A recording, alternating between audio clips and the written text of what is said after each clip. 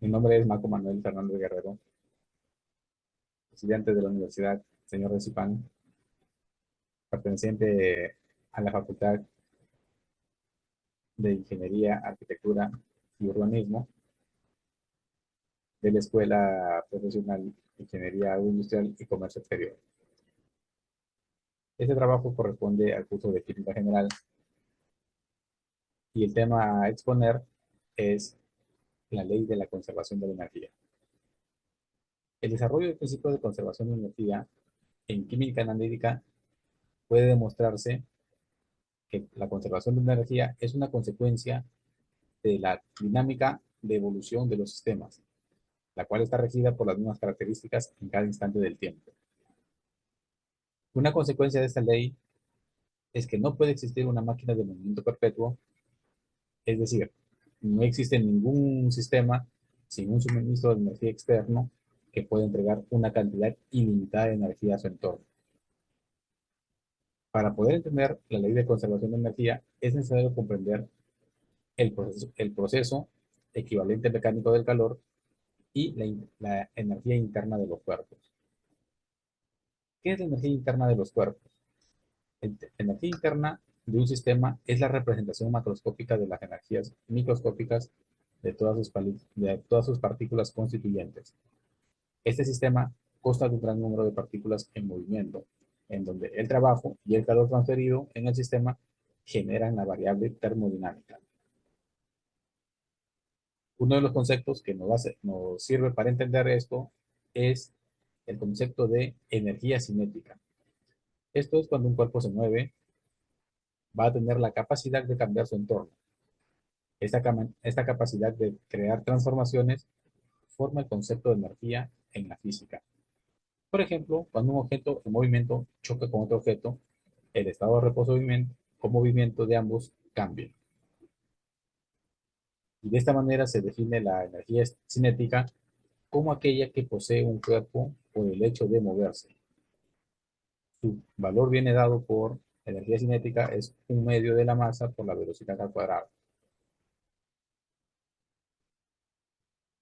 Así también existen tipos de energía asociada a partículas microscópicas como energía química o nuclear.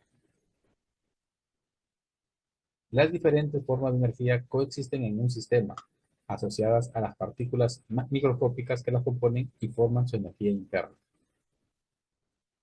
El equivalente mecánico de calor es otro concepto fundamental que aporta al principio de conservación de energía. Históricamente, se tardó bastante tiempo en comprender cuál era la naturaleza del calor. En un primer momento se pensaba que el calor era un fluido, que se le denominaba calórico, que impregnaba los cuerpos y era responsable del calor que estos intercambiaban al ser puestos en contacto. Ya en el siglo XIX, Joule ideó un experimento para demostrar que el calor no era más que una forma de energía y que podía obtenerse a partir de la energía mecánica. Dicho experimento se conoce como experimento de Joule para determinar el equivalente mecánico del calor. Como mencioné antes, se pensaba que el calor y energía eran dos magnitudes diferentes, por lo que las unidades en las que se medían antes eran también distintas. La unidad que se emplea es la caloría. Después del experimento, se logró correlacionar la energía con la caloría, ya que una caloría es la cantidad necesaria de calor para elevar la temperatura de 1 kilogramo de agua destilada, de 14,5 grados centígrados a 15,5.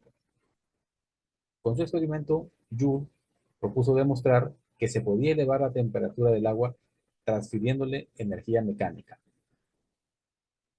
El aparato que empleó consta de unas paletas conectadas mediante una cuerda, giran dentro de ella. Conforme las paletas van girando a una velocidad constante, van convirtiendo su energía potencial gravitatoria a energía que hace girar las paletas. Debido a este giro, el agua aumenta de temperatura por el rozamiento del agua a la fricción de las paletas. Y esta fricción va generando calor. Luego de este experimento, Joule encontró que para elevar la temperatura de un kilogramo de agua en 1 grado centígrado, era necesario disminuir la masa en 4180 joules. Por tanto, la equivalencia de unidades de calor y energía queda que una caloría equivale a 4.186 joules. El descubrimiento de Joule llevó a la teoría de la conservación de energía, a lo que una vez el desarrollo del primer principio de la termodinámica. A principios del siglo XX, Einstein descubrió que incluso la masa es una forma de energía, y esta cantidad de masa está directamente relacionada a la cantidad de energía, y tal como lo determina la fórmula más famosa de la física. Energía es igual a masa por la constante de la luz al cuadrado. La ley de la conservación de la materia deriva del mismo principio de la ley de la conservación de la energía, aunque ya en el año 1748, Mikhail Lomonosov y Antoine Lavoisier ya estaban postulando la ley de conservación de la materia. ¿Qué nos dice la ley de la conservación de la materia? Que en un sistema aislado, toda reacción química ordinaria, la masa total del sistema va a permanecer constante. Es decir, que la masa de los reactivos va a ser igual a la masa de los productos obtenidos después de la reacción. Entonces, podemos deducir de esa ley que la masa no se crea ni se destruye. Sin embargo, puede transformarse en el espacio o cambiar de acuerdo al estado en el que la masa está asociada. Esto ocurre mucho en las reacciones químicas, donde la sumatoria de los pesos de los componentes antes y después de la reacción son iguales. Por lo tanto, esta ley es bastante precisa para procesos de baja energía en sistemas confinados, como son las reacciones químicas. Es por este principio que vamos a utilizar el simulador de balanceo de reacciones químicas para demostrar cómo se, se pone en práctica la ley de la conservación de la masa, dado que al hacer el balanceo de una reacción química, los productos que van a entrar en la reacción tienen que ser iguales a los productos obtenidos en la reacción.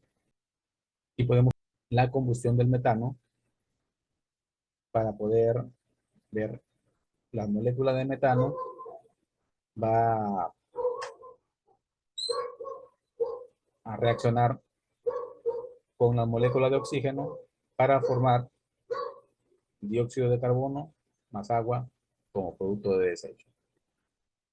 Entonces, en esta oportunidad vamos a ver para una molécula de metano reaccionar con moléculas de oxígeno para que nos den los productos de desecho. Una molécula de metano tengo que hacerla reaccionar con cuántas moléculas de oxígeno para poder tener en balance el, los productos reaccionantes con los productos de la reacción.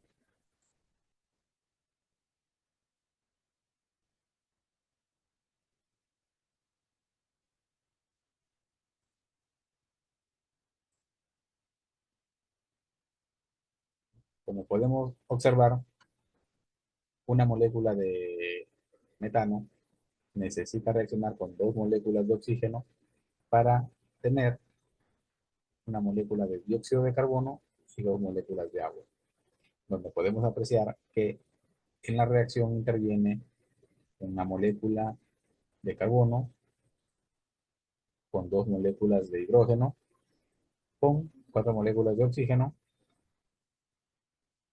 y me van a dar como resultante la misma cantidad de moléculas de carbono, de hidrógeno y de oxígeno. Entonces, aquí se cumple el principio de conservación de energía y de igual manera el principio de conservación de la materia. En conclusión, estas leyes son ampliamente probadas en la actualidad y nos sirven en el día a día para entender cómo es que la materia y la energía no se crean ni se destruyen, sino simplemente se transforman. Muchas gracias.